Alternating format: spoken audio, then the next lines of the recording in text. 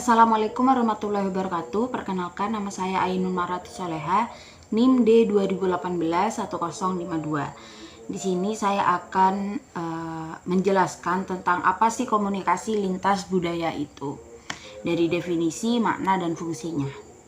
Yang pertama adalah definisi komunikasi lintas budaya. Komunikasi lintas budaya didefinisikan sebagai analisis perbandingan yang memprioritaskan relativitas kegiatan kebudayaan.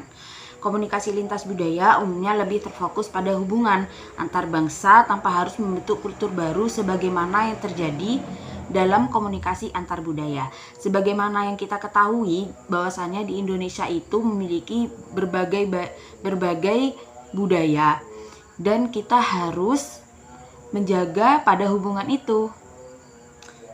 Selanjutnya, tujuan dari pembelajaran komunikasi lintas budaya ini.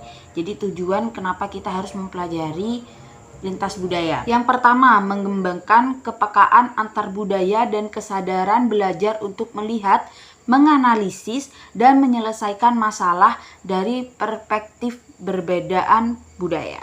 Jadi kita tuh harus peka terhadap budaya-budaya. Semisal jelasnya saja budaya Jawa dan Madura. Jawa yang halus, Madura yang kasar. Kita contohkan saja ya, seperti itu.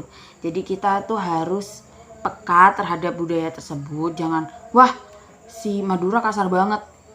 Ternyata bukan seperti itu. Memang bahasa mereka tuh emang seperti itu.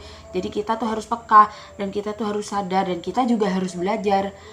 Tidak semua orang Madura itu emosi berbicara, cuman memang logatnya seperti itu. Nah, itu tujuan dari pembelajaran komunikasi lintas budaya yang pertama. Yang kedua adalah menumbuhkan sikap antar budaya yang meliputi sikap toleran, hormat, ingin tahu, dan empati terhadap budaya lain. Nah, seperti yang saya contohkan tadi, jadi kita tuh harus hormat dan ingin tahu, empati terhadap budaya-budaya lain. Yang ketiga adalah memperoleh pengetahuan budaya, baik budaya umum, budaya tertentu, memberikan perhatian khusus pada unsur-unsur budaya yang tak terlihat, yang seperti bagian tersembunyi dari gunung es. Yang keempat adalah mengubah kesadaran, sikap dan pengetahuan kita menjadi kompetensi dan untuk mengembangkan fleksibilitas dan kemampuan beradaptasi dalam komunikasi antar budaya. Dan adapun tujuan-tujuan lainnya, yang pertama, menyadari bias budaya sendiri. Jadi kita harus sadar budaya kita, budaya apa. Kita harus sadar bagaimana watak golongan-golongan yang diantara kita. Kedua, lebih peka secara budaya.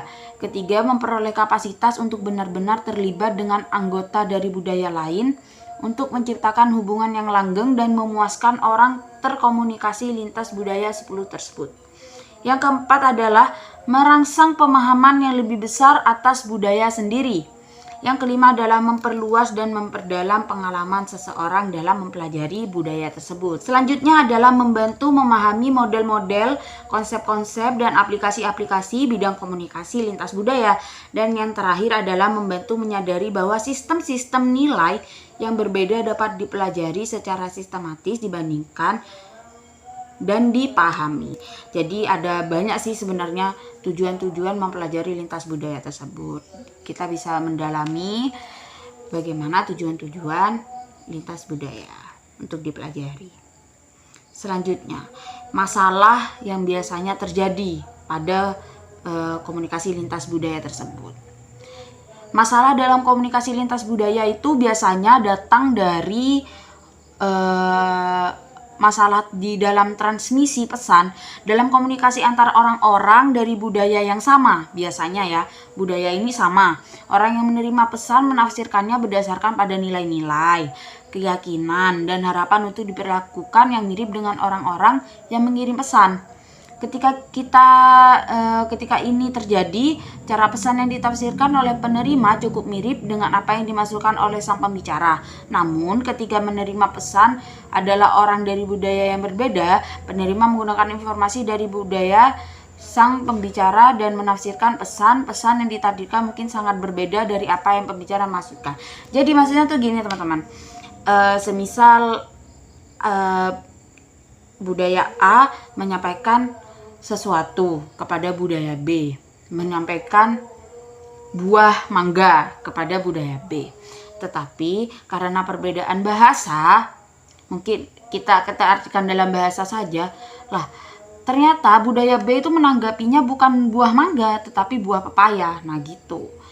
Itu biasanya masalah yang terjadi pada lintas budaya tersebut.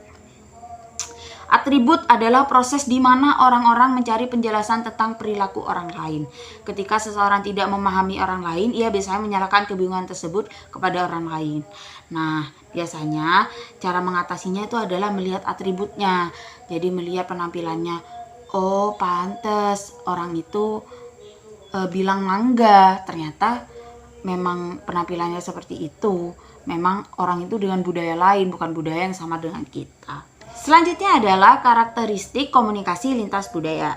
Yang pertama adalah komunikasi dan bahasa. Yang kedua adalah pakaian dan penampilan. Yang ketiga adalah makanan dan kebiasaan makan. Yang keempat adalah waktu dan kesadaran akan waktu. Yang kelima adalah penghargaan dan pengakuan. Yang keenam adalah hubungan-hubungan. Yang ketujuh adalah nilai dan norma. Dan yang kedelapan adalah rasa diri dan ruang. Yang kesembilan adalah proses mental dan belajar, dan yang terakhir adalah kepercayaan dan sikap. Di sini saya tidak akan menjelaskan satu persatu, tapi saya akan menjelaskan 3 poin saja. Yang pertama itu saya menjelaskan pakaian dan penampilan.